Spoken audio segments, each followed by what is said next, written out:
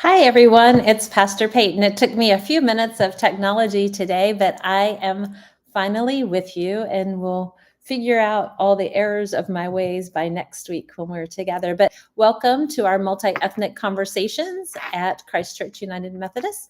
I am, again, Pastor Peyton. I use the pronouns she, her, and hers, and Pastor Nathan and I will be coming to you live each week on Tuesdays and Thursdays with a bit of history, a poem, some reading from literature, or a bit of culture, or maybe even music, just to add to the depth of what we're doing in terms of our conversations, our study of multi-ethnic conversations. So Christ Church United Methodist is a diverse and inclusive community where we share the love, hope, and joy of Jesus amongst ourselves and within the greater community.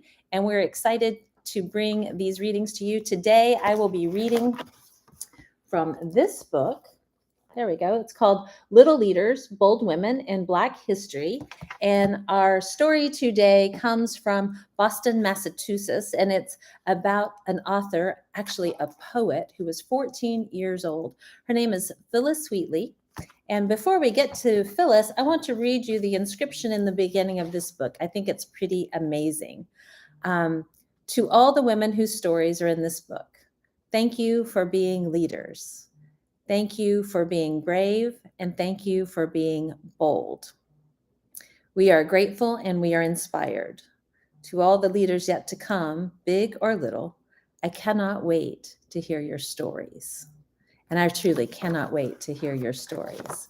So here's our story about Phyllis Wheatley.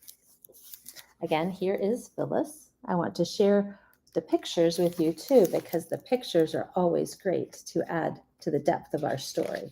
So Phyllis Wheatley was born 1753 and lived until 1784. Phyllis's literary skills were apparent early on. She published her first story when she was only 14 years old.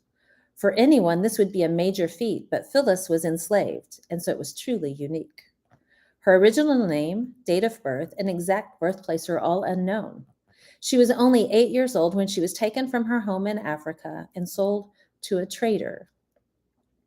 Then she was transported all the way across the Atlantic to Boston, Massachusetts, aboard a ship named the Phyllis.